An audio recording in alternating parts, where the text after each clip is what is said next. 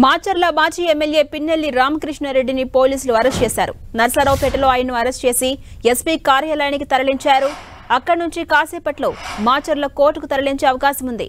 ముందస్తు bail పిటిషన్లను high court కొట్టివేయడంతో పోలీసులు ఆయన్ను అదుపులోకి తీసుకున్నారు.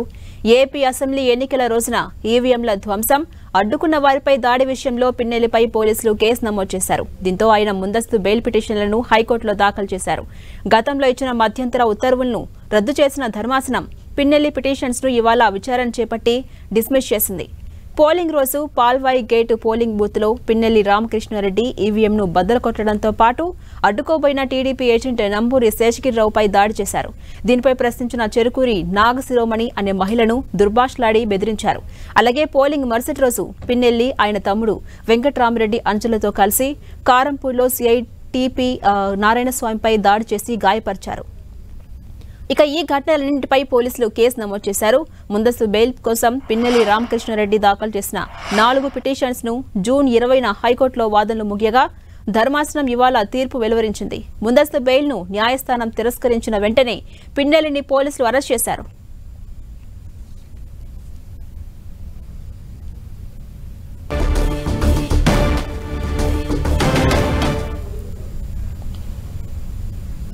ఇదే అంశంపై మరింత సమాచారం మా ప్రతినిధి నాగరాజ్ అందిస్తారు. నాగరాజ్, మాజీ ఎమ్మెల్యే పిన్నెల్లి రామకృష్ణారెడ్డిని పోలీసులు అదుపులోకి తీసుకున్నారు. అప్డేట్స్ ఏంటి? ఝాన్సీ రాణి కొద్దిసేపటి క్రితమే మాచర్ల మాజీ ఎమ్మెల్యే పిన్నెల్లి రామకృష్ణారెడ్డి కూడా అరెస్ట్ చేశారు. ఆయన్ని అక్కడి నుంచి SP office Narasaraopet SP office కూడా తరలించారు. ఆయన అక్కడి నుంచి కూడా నిపుణులతో కూడా ఒకసారి భేటీ అయ్యారు. మొత్తానికి అతన్ని అక్కడి నుంచి మాచర్ల తరలించాలి లేదా గురి తరలించని చెప్పేసి వస్తున్నారు.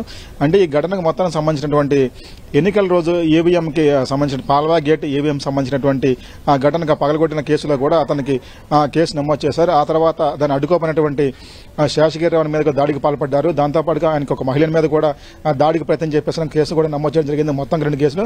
ఆ తర్వాత రోజు కూడా కారంపూడిలో కూడా టీడీపీ ఆఫీస్ మీద కూడా దాడికి పాల్పడ్డారు.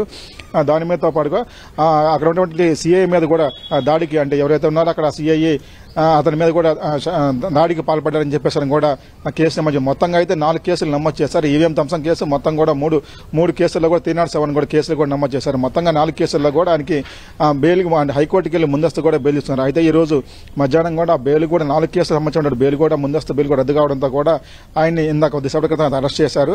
అతను నర్సరావుపేటలో కూడా అటు అనిల్ కుమార్ యాదవ్, అంటే వైసీపీ నేత అనిల్ కుమార్ యాదవ్ ఇంట్లో అయితే మాత్రం ప్రస్తుతంగా ఉంటున్నాడు. అయితే దీనికి సంబంధించినటువంటి ఆ వ్యవహారంలో కూడా ఆయన ముందుగానే అక్కడి నుంచి అరెస్ట్ చేశారు.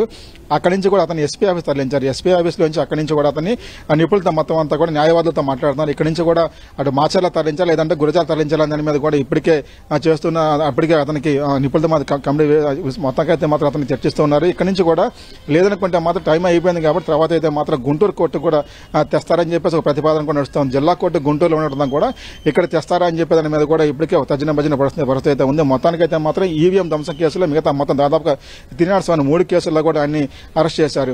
అయితే అతనికి కొద్దిసేపట్లో కూడా అతని ఇక్కడి నుంచి కూడా మాచర్లో అయితే అక్కడికి కోర్టుకు తరలించే అవకాశం ఉందని చెప్పి చెప్తున్నారు ఝాన్సీ రాణి. అంటే నాగరాజు, ఎన్ని గంటల ప్రాంతంలో మాచర్ల కోర్టులో హాజరుపరచబోతున్నారు? ఆయనపై ఎటువంటి చర్యలు తీసుకునే అవకాశం ఉంది? తర్వాత పరిస్థితి ఎలా ఉండబోతుంది?